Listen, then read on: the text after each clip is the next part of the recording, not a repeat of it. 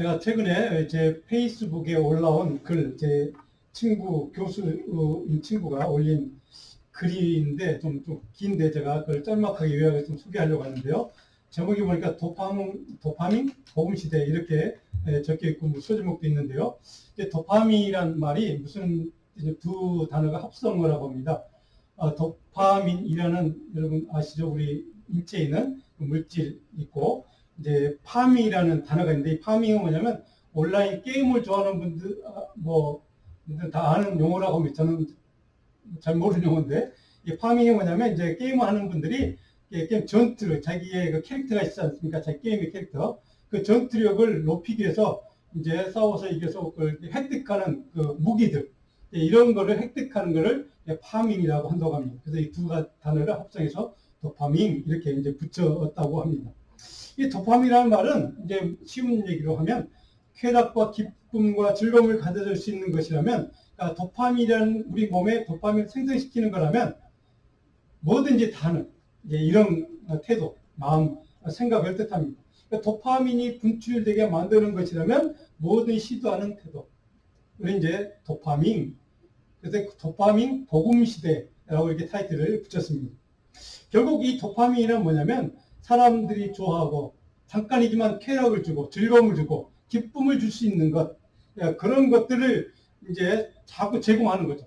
그래서 자극적이 되고 그러니까 뭔가 자극을 줘야 사람이 기뻐하니까 아무런 생각이 없는 쾌락만 추구하는 지극히 무의미한 무가치한 그런 것들을 사람들이 관심을 갖게 만들고 그러니까 순간적인 쾌락을 만족시켜주는 그런 거를 도파민이라고 하는데 그것을 그리스도 안에도 그런 도파민 현상이 들어와 있다는 거죠. 그래서 그거를 도파민 복음시대 이렇게 표현했습니다. 갈수록 재미가 있는 쇼츠, 여러분 짤이라는 말 아시죠? 짧은 한 뭐 몇 초, 뭐 5분 사이에 그러니까 사람들이 그 짧은 시간에 호기심을 끌고 그걸 보게 만들고 관심을 끌게 만들려니까 아주 자극적인 것만 잠깐 영상으로 보여주는 그런 짤들 그런 것들이 발전하고 또 발전하고 그런 도파민 현상이 오늘 젊은이 시대에 특히 MZ 시대라고 하죠. 그 젊은이들 사이는 이제 이것이 뭐 거역할 수 없는 시대의 흐름이라고 합니다. 그래서 이 송 교수가 주장하는 건 뭐냐면 이런 사회문화적인 현상이 기독교 신앙에도 부정적인 영향을 주고 있다는 겁니다. 그래서 교회 강단에서 젊은 목회자나 설교자들이 아니면 교회의 어떤 프로그램을 아이들을 위해서 전도 프로그램을 만들거나 뭐 이런 걸 할 때 자극적인 프로그램을 만든다는 거죠. 그래서 사람들이 관심을 갖게 만들고 교회에 이제 오기 위해서 물론 하는 전도의 목적이긴 하지만 자극을 줘야 사람들이 반응을 한다니까 그래서 자극적인 것을 순간적인 쾌락을 주는 것을 이제 이런 걸 교회에도 개발을 한다는 거죠. 그러니까 설교도 그렇게 자극적이고 재미있는 것을 또 설교해야 사람들이 관심 갖고 웃고 또 따라오니까 이제 그런 거를 자극적인 것들을 계속 설교에서도 강단에서 선포하고 이야기한다는 것입니다. 이런 이 도파민 복음주의가 우리 기독교에 들어와서 부정적인 영향을 미친다 하는 게 이제 그 친구의 이제 요지입니다. 어쨌든 이 도파민 복음 시대 좋은 의미는 아닙니다. 자극적인 것을 통해서 사람들에게 관심을 끌게 만들고 또 그것을 통해서 물론 복음을 전하려고 하긴 하겠지만 사람들은 복음이 기억에 남지 않고 그 재밌는 이야기만 남는 자극적인 요소만 남아있는 이런 시대를 우리는 살아가고 있다는 겁니다. 그거를 도파민 복음 시대 이렇게 표현을 했습니다. 물론 그것은 우리 영적인 성장에 별로 도움이 되지 않습니다. 하나님의 복음을 전달하는 그 전달이라는 측면에서는 도움이 될 수는 있지만 우리 크리스찬을 영적으로 변화시키고 성장시키는 데는 별로 도움이 되지 않습니다. 기독교 신앙이란 그런 도파민과 같은 그런 요소들도 사람들을 좋은 영향을 주거나 세상을 변화시킬 수도 없습니다. 그런데 그걸 추구하는 시대라는 거죠. 이것이 오늘 우리 시대의 비극입니다. 더욱이 우리가 지금 살아가는 이 세계에는 수많은 미국 땅에도 총기 사고가 빈번하게 일어나는 시대, 또 지금 가자, 팔레스타인과 이스라엘 지금 하마스인가요? 그 지금 전쟁하고 있고, 물론 러시아도 지금 우크라이나도 지금 계속해서 전쟁하고 있는 상태. 그 세계 이곳저곳에서 자연재해도 일어나고, 많은 불상사들이 일어나는 시대. 자, 그것뿐 아니죠. 사회적으로 문제가 있지만 종교적으로, 영적으로도 지금 우리 세상에 많은 문제들이 있죠. 어려운 문제가 있죠. 동성애 문제, 또 종교다원주의 문제, 또 우리 복음적으로 성경적인 신앙을 또 위협하는 그런 이제 뭐 다원주의라든가 동성애 문제, 이런 문제들이 우리를 심각하게 위협하는 시대, 또 신천지 같은 각종 이단 사설들이 영적으로 혼돈하고 미혹하게 하는 시대. 여기 지금 수많은 이념적인, 종교적인, 또 인종적인 대립과 갈등이 지금 벌어지는 시대, 우리는 살아가고 있습니다. 그 사람들이 이제 불안하죠. 염려를 많이 하잖아요. 또 뭐 그것뿐만 아니라 우리가 겪었던 코로나 그 변종 바이러스 때문에 또 많은 사람들이 또 그것 때문에 불안해하고. 자, 오늘 본문의 이사야가 이 말씀을 선포했던 그 시대에, 전쟁의 시대, 위기의 시대, 포로의 시대, 환란의 시대를 살았던 그 시대에 선포된 하나님의 예언의 말씀이 오늘 본문의 이야기입니다. 오늘 우리 시대와 똑같이 위기의 시대였고, 오늘 우리 시대도 마찬가지로 동일한 위기와 환란의 시대를 우리는 살아가고 있습니다. 그렇게 해서 많은 세상 사람들이 두려워하고 염려하는 그 시대에 하나님의 사람이라면, 예수를 믿는 사람이라면 그런 시대를 살아가지만 어떤 영적인 기준과 성경적인 가치를 붙들고 살아야 믿음을 굳건하게 세울 수 있고 복음적인 삶을 살고, 그래서 끝까지 최후 승리하는 그날까지 하나님의 영광 안에서 믿음의 표대를 위해서 우리가 향해서 나아갈 수 있을까? 오늘 본문을 통해 대림조 첫 번째 주일날 그런 주제를 가지고 같이 말씀을 살펴보려고 합니다. 이사야 오늘 본문이 포함된 그 바로 앞에 이사야 63장을 보시면 66장 끝까지 내용이 뭐냐면 이사야 선지자가 간절히 하나님께 기도하는 중보 기도 내용들입니다. 내용 자체 오늘 본문을 포함해서. 근데 오늘 본문의 바로 앞에 23장 15절을 보시면 이런 말씀이 있습니다. 같이 한번 읽어볼까요? 주께서 베푸시던 간곡한 자비와 사랑이 내게 그쳤나이다. 자비와 사랑이 그친 시대, 하나님의 백성으로 하나님의 축복받은 선민이었던 이스라엘 백성들이 그들이 하나님께 받았고 누렸던 자비와 긍휼과 사랑이 그친 시대를 그대로 살고 있다는 겁니다. 오늘 이 시대에 많은 사람들이 그런 생각을 하고 있습니다. 하나님의 긍휼과 사랑이 끊어진 시대라.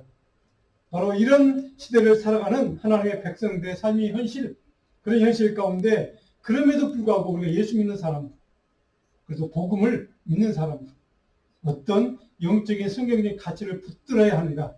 그래야 이 환란의 시대를 믿음으로 승리할 수 있겠는가 하는 영적인 교훈을 주는 말씀이 오늘 우리가 읽었던 본문의 말씀 이야기입니다.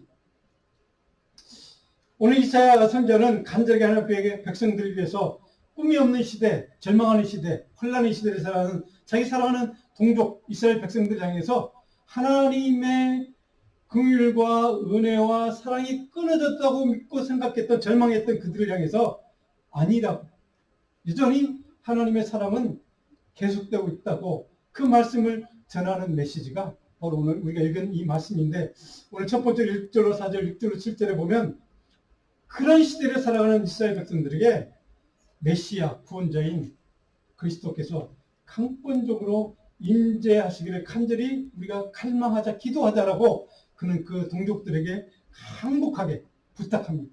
오늘 1절로 4절의 내용과 6절, 7절 내용이 그런 내용 쭉 기록되어 있습니다. 6절에 보시면 이사야 선지자는 이스라엘 백성, 당시 이스라엘 백성들의 영적인 현실과 문제를 이렇게 고백합니다. 6절에 보니까 무릇 우리는 다 부정한 자 같아서 우리의 죄가 있다고 고백하는 거죠. 7절에 보면 주의 이름을 부르는 자가 없고 스스로 분발해 주를 붙잡는 자도 없고, 그리고 우리의 죄로 말미암아 우리가 소멸될 지경이다 라고 고백합니다. 그들의 영적인 현실에 대해서 정확하게 솔직하게 진솔하게 지금 고백하는 이야기입니다. 이게 그때 그 당시에 살아갔던 이스라엘 백성들의 영적인 현실이고 문제고, 오늘 이 시대를 살아가는 우리 시대의 영적인 현실이요 문제라는 사실을, 주님의 이름을 부른 자도 없고 스스로 분발해서 주님을 붙잡는 자가 없는 시대. 그런데 이런 시대에 우리의 문제는 우리가 돌이켜서 하나님께 돌아와 하나님을 향한 강력한 믿음과 신뢰를 회복하고 능력 주시는 자 안에서, 그리스도 안에서 그분의 능력을 받고 강력한 믿음의 사람으로 사는 사람이 없다라는 현실. 오늘 하나님의 백성의 실패는 언제나 하나님과의 관계가 틀어지고 깨어지기 때문에 문제가 되는 겁니다. 하나님과 관계가 깨어지면 모든 관계가 하나님과의 관계가 깨어지면 바로 우리는 하나님의 긍휼과 은총과 하나님의 사랑에서 단절된 것을 경험하게 됩니다. 하나님의 백성의 영적인 실패는 그래서 하나님과의 관계가 깨어지면 바로 실패는 시작이 되는 겁니다. 오늘 우리가 영적인 그런 우리가 회복돼야 될 영적인 태도 한 가지. 그래서 오늘 이사야는 간절하게 간곡하게 솔직하게 우리의 현실이 이거다 라고 고백하는 이유가 거기에 있습니다. 왜? 그것을 알아야 하나님과 관계가 깨어진 것을 알아야 하나님과의 관계를 회복하려고 노력할 수 있기 때문에 그들의 문제가 영적인 문제가 무엇인가를 알아야 그 문제를 해결하려고 그들이 하나님 앞에 붙들고 하나님을 향해서 기도할 수 있기 때문에 그래서 오늘 이사야 선지자는 정확하게 그들의 영적인 문제를 이렇게 솔직하게 밝혀주고 있습니다. 그렇다면 하나님과 깨어진 관계, 신뢰의 관계를 어떻게 우리는 회복할 수 있을까? 그것은 하나님이 먼저 주도적으로 우리를 찾아오셔야 가능합니다. 우리 인간은 결코 하나님을 먼저 찾지 않습니다. 하나님을 찾으려고 하지는 않습니다. 하나님이 필요치 않습니다.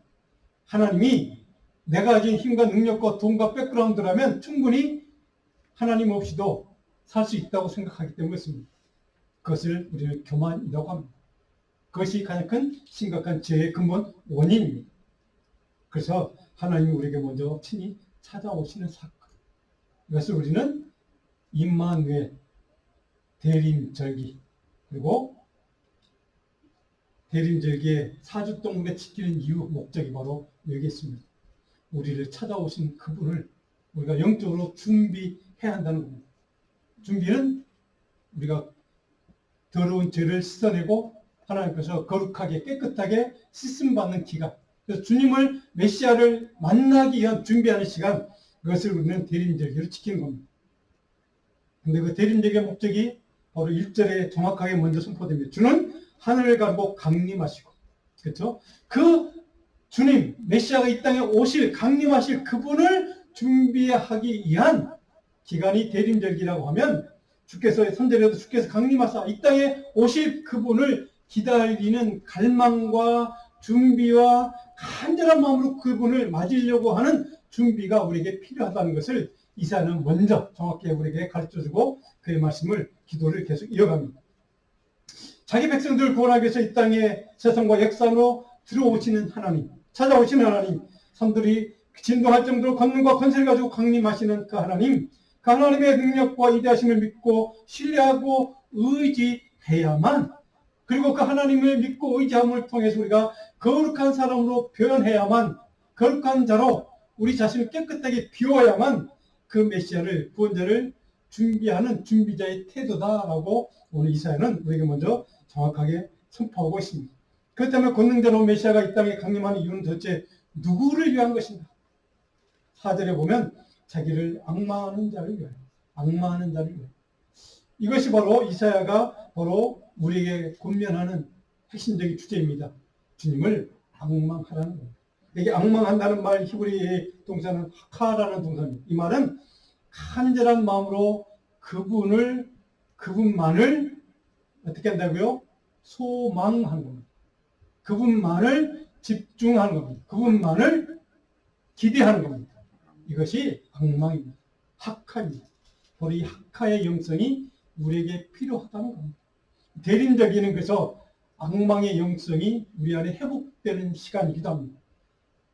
하나님을 향한 그 메시아를 만나기 위한 그 메시아를 만나고 싶어하는 간절한 집중하는 마음과 갈망하는 마음과 간절한 열망으로 그분만을 기대하는 마음으로 그분을 향해서 그분을 위해서 그분을 바라보는 눈으로 그분을 기다리는 마음. 이것이 대림절기를 맞는 모든 크리스찬의 영적인 태도여야 한다는 뜻이기도 합니다. 이런 간절한 갈망과 소망을 품고 하나님의 임재를 기다리는 사람에게 주님은 강림하실 거기 때문에. 그래서 이사야는 그런 마음을 품으라고 얘기한 겁니다. 지난 한 해 동안 우리가 살아오면서 신앙생활 하면서도 또 신앙생활을 열심히 잘 하다가 종종 영적인 침체기, 슬럼프를 경험할 때도 우리는 있었습니다. 그리고 사탄의 미혹과 시험을 당하고 힘든 일을 만날 때, 인생의 어려운 고비를 만났을 때, 그때 좌절하기도 하고 그때 굉장히 영적으로 힘들기도 하고 그때 굉장히 실망감, 실패감을 맛본 적도 있을 것입니다. 그때 우리는 그렇게 생각합니다. 하나님께서 나를 멀리 떠나가신 것 같은 느낌. 하나님이 나를 더 이상 내 삶에 관심이 없는 것처럼 느껴지는 때, 하나님 더 이상 나에게는 관심이 없고 나를 포기한 것처럼 느껴질 때, 그래서 우리는 더 절망할 때가 있었을 것입니다. 오늘 이스라엘 바로 그런 이스라엘 백성당에서 이렇게 간절하게 고민합니다. 그런 당황스러운 상황을 만났을 때 우리에게 필요한 영적인 한 가지가 있다. 내가 이것을 해야만 그 오실 너희를 찾아오시는 그 메시아를 만날 수 있다. 그것이 학가의 영성이다. 악망하는 영성이다. 바로 이것을 지금 이사야는 우리에게 가르쳐주고 있는 것입니다. 그런 믿음과 학가의 영성을 가지고 그 오실 메시아를 간절한 마음으로 갈구하고 갈망하며 기다리는 은혜를 갈망하는 사람들에게 임하실 강력한 능력으로 임하실 그 하나님, 그 메시아, 그 그리스도, 그분이 저와 여러분의 삶에 임하기를 간절히 축원합니다. 이것이 이 대림절기에 여러분과 제게 주시는 하나님의 은총이 될 줄로 믿습니다. 그 주님의 메시아가 우리 삶에 임합니다. 여러분을 힘들게 하고 우리를 고통스럽게 만들었던 모든 인생의 모든 문제들, 모든 사악한 사단의 괴계들, 모든 악한 마귀의 장난들, 미혹들, 유혹들이 다 떠날 줄로 믿습니다. 왜? 그 능력으로 임하실 그분이 그 모든 것들을 싸워서 물리쳐 주기 위해서 이 땅에 우리를 찾아오시기 때문입니다. 우리 이것을 강림이라고 하는 겁니다. 바로 그래서 메시아의 강림은 모든 악한 사탄들이 깨어지는, 모든 사탄과 괴계들이, 그런 미혹들이 다 끝장나는 그런 우리에게는 믿음의 삶의 축복의 절기이기도 합니다. 은혜의 절기입니다. 이것이 메시아가 오시기를 간절한 마음으로 악무하며 기다려야 되는 첫 번째 이유입니다. 그래서 시편 31편 19절에 보면 바로 그 오실 메시아가 우리에게 오시면 악망하는 자에게 임하시면 어떤 일이 벌어지는가? 죽게 피하는 자를 위하여 베푸신 은혜가 어찌 그리 큰지요. 쌓아주신 은혜 곧 인생 앞에 죽게 피하는 자에게 주시는 하나님의 은혜가 엄청나게 크다는 것을 시편 기자 우리에게 이렇게 간증해 주고 있습니다. 그래서 악마하는 마음으로 메시아를 갈망하라는 겁니다. 그분에게 피할 때 그분이 베풀어 주시는 은혜가 우리가 상상할 수 없는 그런 큰 은총과 은혜를, 긍휼을 우리에게 부어주시기 때문이라는 겁니다. 그래서 우리가 이 대림절기에 저와 여러분의 우리 자녀들이 하나님을 두려워하며 기다리는 마음, 악망하는 마음, 하나님을 신뢰하고 의지하는 믿음, 영적인 악망의 믿음으로 하나님의 놀라운 긍휼과 은혜와 축복이 저와 여러분의 우리 자녀들의 삶에 충만하기를 간절히 축복합니다. 자, 두 번째로 우리가 이 메시아를 만나기 위해서 우리가 준비해야 될 것, 두 번째, 회개와 돌이킴을 통해서 하나님의 말씀을 어떻게 하라고요? 기억하고 그리고 순종하는 자를 위해서 강림하신다는 사실을 기억하십시다. 하나님의 말씀을 기억하고 하나님의 말씀에 순종하는 자를 향해서 그 영혼을 찾아서 주님은 강림하신다는 사실입니다. 오늘 5절에 보면 바로 이렇게 기록되십니다. 다시 한번 5절 말씀 같이 읽어봅니다. 주께서 기쁘게 공의를 행하는 자와 주의 길에서 주를 기억하는 자를 선대하시거늘 우리가 범죄함으로 주께서 진노하셨사오며 이 현상이 이미 오래되었사오니 우리가 어찌 구원을 얻을 수 있으리까. 우리가 죄 때문에 그 하나님의 긍휼과 그 단절된 관계 때문에 하나님의 은혜와 긍휼과 사랑을 우리가 경험하지 못하는데, 이것이 오래됐는데 우리가 이런 상황 가운데 우리를 찾아오시는 하나님 메시아는 어떤 분인가? 메시아의 속성은 어떤 건가? 5절 전반부에 주께서 기쁘게 공의를 행하는 사람, 주의 길에서 주를 기억하는 자를 선대하시는 하나님. 이 하나님을 우리가 잊고 있었다는 겁니다. 의뢰하고 하나님 말씀을 기억하고 그 말씀대로 순종하며 하나님의 뜻대로 살아가는 영혼에게 베푸시는 하나님은 긍휼을 베푸시고 은혜를 베푸시고 그 영혼을 찾아서 하나님의 놀라운 기적을 베풀어 주시는 그 하나님을 우리가 잊고 있었다는 겁니다. 왜? 우리의 죄가 그걸 가로막았다는 거죠. 그래서 우리가 하나님께 돌이키고 회개하고 하나님께 돌아가면 그 하나님의 성품, 공의를 베푸시는 하나님, 바로 주의 길에서 말씀을 기억하고 순종하는 자에게 은혜를 베푸신 그 하나님은 동일하게 우리 가운데 역사하실 텐데 우리가 그렇게 살지를 못했다는 겁니다. 그걸 망각해왔다는 겁니다. 이것이 오늘 우리의 문제라는 겁니다. 이것을 깨닫고 그것을 영적으로 자각하고 하나님 앞에 돌이키고 회개하고 하나님을 붙들고 하나님께 피하는 인생. 그래서 주님의 놀라운 영광의 주로 오시는 그 메시아를 영접할 갈망하는 마음으로 악마한 마음으로 영접할 준비를 한 사람, 그 영혼을 하나님께는 다시 동일한 은혜와 사랑과 긍휼로 역사하실 거라는 아멘. 여러분에게 이 믿음이 이 대강절기 대림절기에 회복되기를 축원합니다. 아멘. 이 믿음이 우리 가운데 회복되어야 이 영적인 원리를 우리가 깨달아야 바로 우리가 하나님께 돌이키고 깨닫고 회개하는 회개가 있고 그 영혼을 향해서 간절한 악망하는 마음으로 갈망하는 그 영혼을 찾아오셔서 저와 여러분의 삶에 하나님 다시 그 크신 십자가의 은혜와 긍휼로 사랑으로 우리를 채워주신다는 이 원리, 이것을 다시 한번 우리가 깨닫는 이 대림절기 되기를 주님으로 축원합니다. 아멘. 끊어진 군의 소망에 대한 절망과 아픔과 그 고통의 상황 가운데서 바로 그들은 이 이사는 그 하나님의 원래 성품이었던가를 다시 기억해낸 겁니다. 하나님은 이런 분이었어. 하나님은 이런 분이야. 너희들이 그것을 우리가 잊고 있어서 너희의 죄 때문에 그것이 볼 수 없는, 그것을 깨달을 수 없는 영적인 눈이 가려졌기 때문에 그것을 우리가 망각했어. 주께로 다시 돌아가자.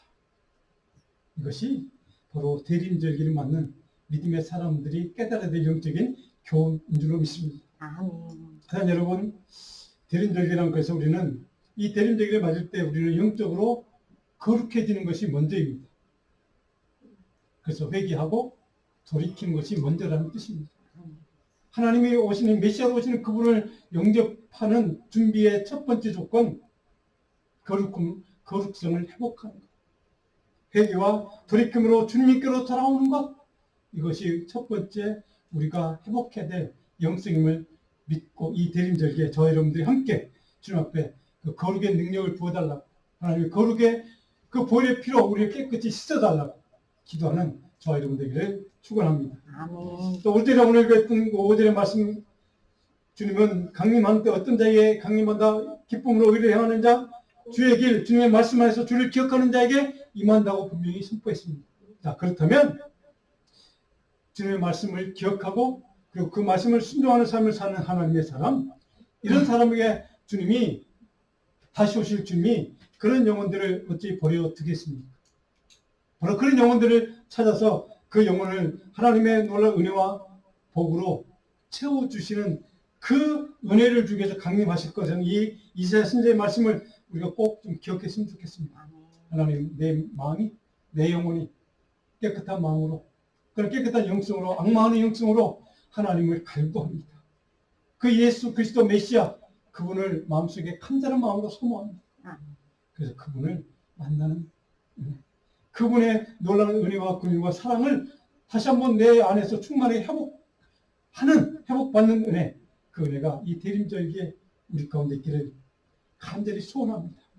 이런 기도가 이 대림절기에 우리의 기도가 되기를 간절히 소원합니다. 자, 세 번째로 우리가 삶에 적용해야 될 영적 교훈 한 가지, 스스로 분발하여 하나님을 붙잡는 삶을 살라는 겁니다.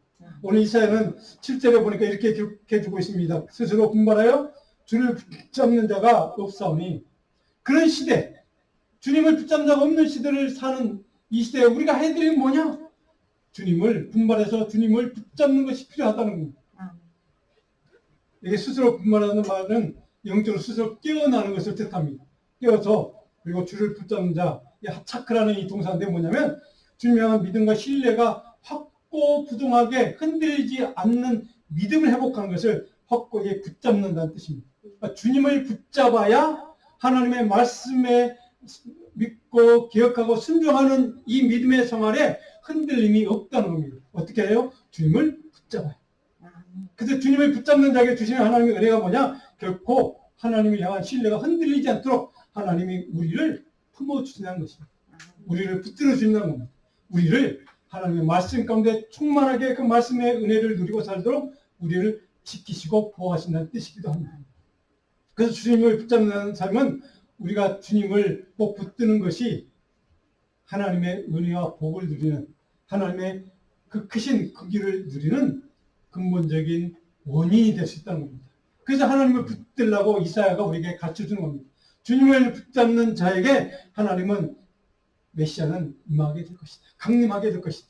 그 영혼에게 하나님 놀라운 긍휼과 은총으로 채워줄 것이다 라고 하는 이 약속을 주시는 이유는 그 하나님을 붙잡는 자에게 그리스도 메시아는 강력한 권능으로 임하기 때문이라는 사실을 우리가 다시 한번 확인했으면 좋겠습니다. 아멘. 자, 언제가 한번 같이 나눈 말씀 레이븐 힐이라는 분이 쓴 글을 같이 한번 다시 한번 읽어봅니다. 오늘날 비극은 교회가 거룩함이 아니라 행복을 추구한다는 것이다.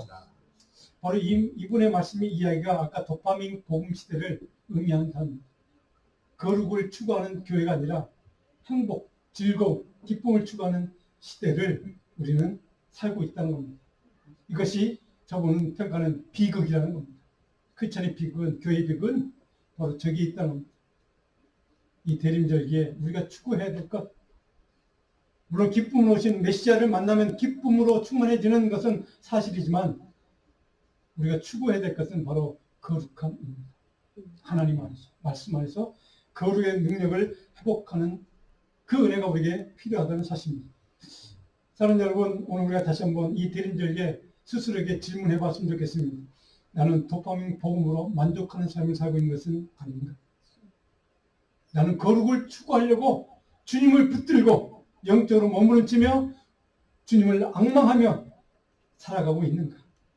자, 여러분, 이번 대림절기에 하나님의 말씀을 우리가 아까 나눴던 그 말씀을 한 주 동안 묵상하면서 그리고 그 말씀을 깊이 새기면서 그 말씀을 순종하는 믿음으로 그 말씀 앞에 내가 도파민 복음 시대 그런 시대를 살지만 그럼에도 내 마음속에 하나님 거룩의 영을 부어 주시옵소서.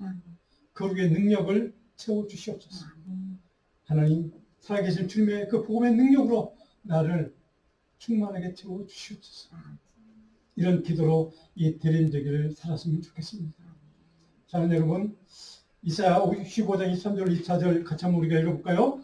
그들은 여호와의 복된 자의 자손이요 그들이 부르기 전에 내가 응답하겠고 그들이 말을 마치기 전에 내가 들을 것이며 많은 영성으로 주님을 기다리는 사람, 주님을 붙드는 믿음으로 오직 주님만 갈망하는 믿음의 사람, 그 사람에게 주님은 오셔서 강림하셔서 바로 우리가 부르기 전에, 요구하기 전에, 간청하기 전에 응답해 주시고 우리의 간절한 소원과 간구를 들어주신다는 이 약속을 붙들고 이 대림절기 4주 동안 하나님의 거룩하신 능력을 우리 가운데 회복하는 그런 복된 대림절기 되기를 주님의 이름으로 다시 한번 축원하고 축복합니다. 기도하겠습니다. 하나님, 우리의 삶